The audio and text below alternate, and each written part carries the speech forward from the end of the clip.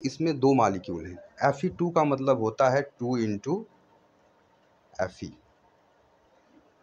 ठीक, पहला हो गया। यदि भी किसी एलिमेंट के नीचे 2 लिखा हो, 3 लिखा हो, 4 लिखा हो, उसका मतलब होता है 2 इंटू दिस मालिक्यूल। ठीक, जैसे लिखा हो O4 तो इसका मतलब हो गया ऑक्सीजन के कितने मालिक्यूल? 4 मालिक्यूल।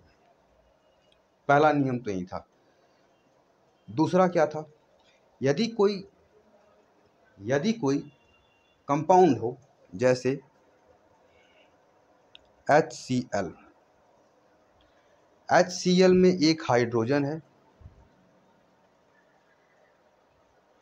और एक क्लोरीन है, इतना तो आप लोग जानते हैं। यदि मैं इसी कंपाउंड के सामने 2 HCl कर दूं, तो अब इसी कंपाउंड में हमारे हाइड्रोजन की संख्या कितनी हो जाएगी? 2, और क्लोरीन की संख्या कितनी हो जाएगी? 2। इतना में कोई डाउट? तो हम लोगों ने दो चीज़ देखा। यदि हम फेरिक ऑक्साइड Fe2O3 में हम आप लोगों से पूछे कि आयरन के कितने मालिक्यूल और ऑक्सीजन के कितने मालिक्यूल हैं, तो आप लोग क्या बताएंगे?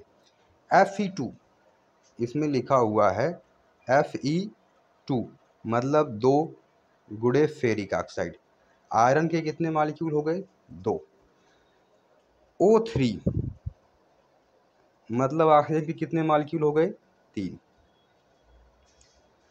हमारा जो प्रोडक्ट है उसमें आयरन के 2 मालिक्यूल और ऑक्सीजन के 3 मालिक्यूल हैं तथा हाइड्रोजन के 2 मालिक्यूल हैं। H2 में कितना हो गया?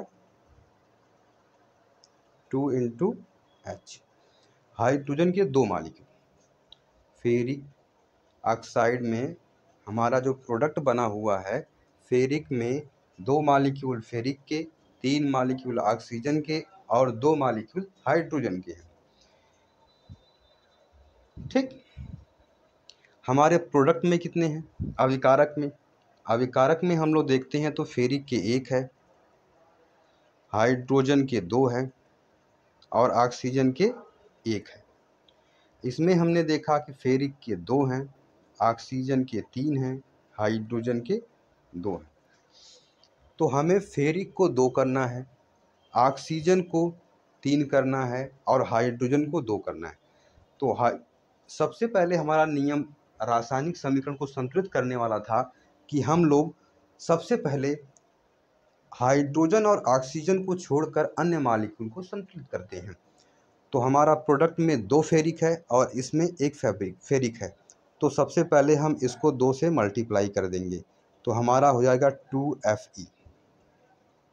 ठीक, 2Fe का मतलब फेरिक के 2 मॉलिक्यूल हो गए। अब फेरिक हमारा संतुलित हो गया। अब ऑक्सीजन को देखते हैं। ऑक्सीजन के कितने मॉलिक्यूल हैं? 3। बट यहाँ पे ऑक्सीजन जो है वह H2O के साथ है, तो इसीलिए हम इसको 3H2O। हमने आपको अभी बताया था कि किसी भी कंपाउंड के सामने यदि कोई भी नंबर लिख दिया जाए तो उसका तात्पर्य होता है कि उतने गुना मॉलिक्यूल की संख्या बढ़ गई है। जैसे मैंने लिख दिया 3H2। तो हम लोग जानते थे कि H2 में हाइड्रोजन की संख्या कितनी थी? 2 गुणे H। अब इसको 3 से मल्टीप्लाई कर देंगे तो कितना हो जाएगा? 6H। कोई डाउट? 3 दूना 6H हो गए। इतना में कोई दिक्कत नहीं। आइए फिर देखते हैं। तो हमारा हो गया 2Fe प्लस 3H2O। यहाँ तक में आप लोगों को कोई दिक्कत नहीं होनी चाहिए। इसमें हमारे ऑक्सीजन के कितने मॉलिक्यूल हो गए? 3। फेरिक के कितने हो गए? 2। फेरिक हमारा संतुलित हो गया और ऑक्सीजन संतुलित हो गया। बट हाइड्रोजन के यहाँ मॉलिक्यूल कितने हैं? 2। और यहाँ कितने हो गए? 6। तो यहाँ पर हम क्या करेंगे? 3 से मल्टीप्लाई कर देंगे, तो मतलब हमारा हो जाएगा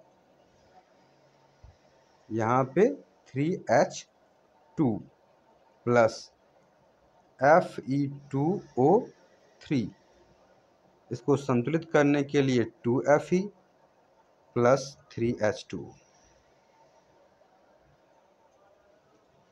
कोई डाउट? कोई डाउट? इतना बात समझ में आया आप लोगों को? आइए अगला क्वेश्चन देखते हैं। 2-4 क्वेश्चन को आप लोग रिवीजन करेंगे तो आप लोगों को अच्छे से समझ में आ जाएगा। जैसे हमारा ये वाला क्वेश्चन है, H2 plus O2 is equal to H2O। सबसे पहले हम देखते हैं कि हाइड्रोजन और ऑक्सीजन के अलावा इसमें कोई अन्य एलिमेंट उपस्थित हैं क्या। तो हम जैसा कि देख रहे हैं H2 और O2 में हाइड्रोजन और ऑक्सीजन के अतिरिक्त कोई अन्य मॉलिक्यूल उपस्थित नहीं है। अब हम देखते हैं कि हमारे अभिकारक, मतलब जो एलिमेंट्स अभिक्रिया में भाग लेते हैं उन्हें अभिकारक कहते हैं। यदि आप लोगों ने पार्ट फर्स्ट नहीं देखा है तो ये आपको समझ में नहीं आएगा, इसलिए सबसे पहले आप लोग हमारे वीडियो के पार्ट फर्स्ट को देखें, उसके बाद पार्ट सेकंड को देखेंगे, तभी आपको पूरी तरीके से क्लियर हो पाएगा। ठीक है, इसकी प्लेलिस्ट भी हम आप लोगों को नीचे डिस्क्रिप्शन बॉक्स में दे देंगे। तो हाइड्रोजन के कितने मॉलिक्यूल हैं? 2। हाइड्रोजन कितने हो गए? 2। ऑक्सीजन कितने हो गए?